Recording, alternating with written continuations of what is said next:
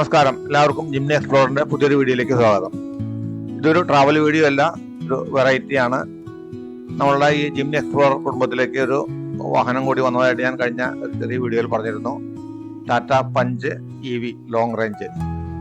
പലരും എന്നോട് ചോദിച്ചിരുന്നു ഈ വാഹനം കൊണ്ട് പോകുമ്പോൾ എങ്ങനെ ചാർജ് ചെയ്യാമെന്നും അതിൻ്റെ ഡീറ്റെയിൽസ് എല്ലാം. അതിനുവേണ്ടിയാണ് ഞാൻ ഈ വീഡിയോ ചെയ്യുന്നത്. ഈ യാത്രയിൽ ഞാൻ തൃശ്ശൂരിൽ നിന്നും ഈറോഡിലേക്കാണ് പോകുന്നത്. നമ്മൾ വീട്ടിൽ നിന്ന് യാത്ര തുടങ്ങുകയാണ്. ഇവിടെ നിന്ന് സ്ലോ ചാർജ് ആണ് ചെയ്തത്. 100% വാഹനം ചാർജ് ചെയ്തു. ഇവിടെ കാണിക്കുന്ന റേഞ്ച് 434 പക്ഷേ നമുക്കറിയാം ഈ വാഹനത്തിൽ 300+ കിലോമീറ്റർ റേഞ്ച് കിട്ടുക. നമ്മൾ വാഹനം ഓടിക്കുന്ന സ്റ്റൈൽ പോലെ ഇരിക്കും. എന്തായാലും ഞാൻ 100 കിലോമീറ്റർ ഡിസ്റ്റൻസ് ഓടിയാൽ വാഹനം ചാർജ് ചെയ്യാവുന്ന കിട്ടുന്നു. അതിന് ചാർജ് ചെയ്യാൻ ഉദ്ദേശിക്കുന്നത് നമ്മൾ കേരള ബോർഡർ കടക്കുമ്പോൾ വാളയാർ, അതായത് തൃശ്ശൂരിൽ നിന്ന് ഏതാണ്ട് 100 കിലോമീറ്റർ ഓടി കഴിയുമ്പോഴാണ് ചാർജ് ചെയ്യാനായിട്ട് ഉദ്ദേശിക്കുന്നത്. അങ്ങനെ നമ്മൾ വാളയാർ ഗോയിസിയുടെ ചാർജിങ് സ്റ്റേഷനിലാണ് ഇവിടെ എത്തിയിരിക്കുന്നത്. ഏതാണ്ട് 60% ചാർജ് ബാക്കിയുണ്ട്. 40% ചാർജ് എടുത്ത് ബാറ്ററിയിൽ നിന്ന്. ഇവിടെ നല്ല സൗകര്യമുള്ള ഒരു ചാർജിങ് സ്റ്റേഷനാണത്. ഇവിടെ കാണുന്ന പോലെ വലിയൊരു പാർക്കിംഗ് ഏരിയയും അതുപോലെ തന്നെ വളരെ കാമൻ കൊറ്റായിട്ടുള്ള ഒരു ഏരിയ ആണ്. 3 വാഹനങ്ങൾ ഒരു സമയത്ത് ഇവിടെ ചാർജ് ചെയ്യാനായിട്ട് സാധിക്കും. 60 കിലോവാട്ടിൻ്റെ ഒരു ചാർജിങ് പോയിന്റ്, അതായത് അവിടെ 2 ഗണ്ണുണ്ട്. അതുപോലെ 30 കിലോവാട്ടിൻ്റെ മറ്റൊരു ഗണ്ണ് കൂടി, 3 ഗണ്ണാണ് ഇവിടെ ഉള്ളത്. ഇതിനോട് ചേർന്നൊരു മിൽമയുടെ ഒരു സ്റ്റോളുണ്ട്. നമുക്കിവിടെ കാപ്പി കുടിക്കാനും മറ്റുള്ള ചെറിയ സ്നാക്സ് എല്ലാം കിട്ടും. അതിനടുത്ത് തന്നെയായിട്ട് നല്ലൊരു റെസ്റ്റിംഗ് ഏരിയ ഉണ്ട്. ഇരിക്കുന്നതിന് വേണ്ടി AC ഉള്ളൊരു ഹോളാണ്. അതുപോലെ തന്നെ നല്ല വൃത്തിയുള്ള വാഷ് റൂംസ് കൂടി ഉണ്ട്. ഇവിടെ വന്ന് വെയിറ്റ് ചെയ്യാനും വാഷ്റൂംസിലും എല്ലാം പോകാനുള്ള സൗകര്യമുണ്ട്. ഇവിടെ ഞാൻ RFID ഉപയോഗിച്ചാണ് ചാർജ് ചെയ്തും ഡിസ്കണക്ട് ചെയ്യുന്നതും.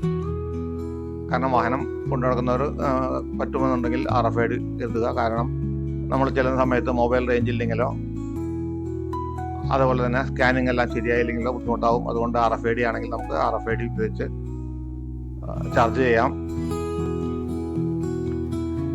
ഇനി ഞാൻ ഇവിടുന്ന് 100 കിലോമീറ്ററോളം പോയി കഴിഞ്ഞാൽ ഈറോഡ് അടുത്തുള്ള പെരുന്തുറയിലുള്ള കോങ്കോ ബേക്സ് എന്ന സ്ഥലത്താണ് ചാർജ് ചെയ്യാനായിട്ട് ഉദ്ദേശിക്കുന്നത്. അവിടെ സിയോണിന്റെ ചാർജിങ് ആണ്. സിയോണിന്റെ ചാർജിങ്ങിൽ നമുക്ക് ഓട്ടോ ചാർജ് ചെയ്യാവുന്നതാണ്. നമ്മളിപ്പോൾ 431 കിലോമീറ്റർ വീണ്ടും ഇവിടെ റേഞ്ച് കാണിക്കുന്നു. നമ്മളങ്ങനെ പെരുന്തുറയിലെത്തി 100 കിലോമീറ്റർ കൂടി വന്നു. ഇവിടെ ഞാൻ പറഞ്ഞ പോലെ ഓട്ടോ ചാർജ് ചെയ്യാം. നമ്മൾ ഗണ്ണ് ജസ്റ്റ് പ്ലഗ് ചെയ്താൽ മതി. സിയോണിന് ആ ഫെസിലിറ്റി ഉണ്ട്. യാത്ര ചെയ്യുന്നവർ അതുകൂടി എനേബിൾ ചെയ്ത് വെച്ച് കഴിഞ്ഞാൽ നമുക്ക് സൗകര്യമായിരിക്കും. അത് ഞാൻ ചാർജ് ചെയ്ത് 60%-ലും 100% വരെയാണ്. 45 മിനിറ്റ് സമയമാണ് എടുത്തത്.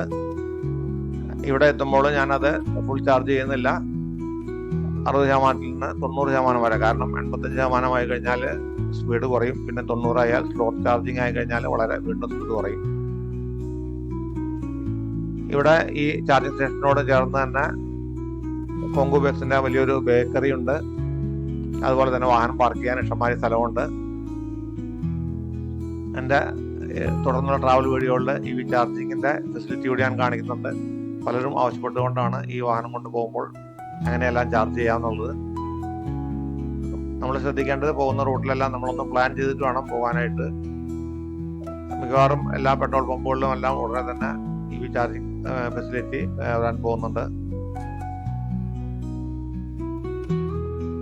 ഈ ചാനൽ ആദ്യമായിട്ട് കാണുന്നവരാണെന്നുണ്ടെങ്കിൽ ഒന്ന് സബ്സ്ക്രൈബ് ചെയ്ത് സപ്പോർട്ട് ചെയ്യണം. അതുപോലെ തന്നെ വീഡിയോ നിങ്ങൾക്ക് ഇഷ്ടപ്പെട്ടാൽ ലൈക്ക് ചെയ്യാനും ഷെയർ ചെയ്യാനും മറക്കരുത്.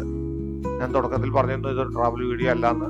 പക്ഷേ നമ്മൾ ടൂർ പോകുന്നവർക്ക് ഒരു EV വാഹനവുമായിട്ട് എങ്ങനെ യാത്ര ചെയ്യാം എന്നുള്ളത് കൂടി കാണിക്കുന്നതിന് വേണ്ടിയാണ്.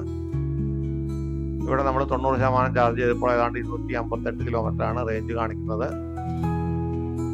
തിരിച്ചു പോകുമ്പോഴും ഞാൻ ഇതേ 2 സ്റ്റേഷനുകളിൽ തന്നെയാണ് 15 മിനിറ്റ് വെച്ച് ടോപ്പ് അപ്പ് ചെയ്തിട്ട് പോയത്. വീഡിയോ നിങ്ങൾക്ക് ഇഷ്ടപ്പെട്ടെന്ന് കരുതുന്നു.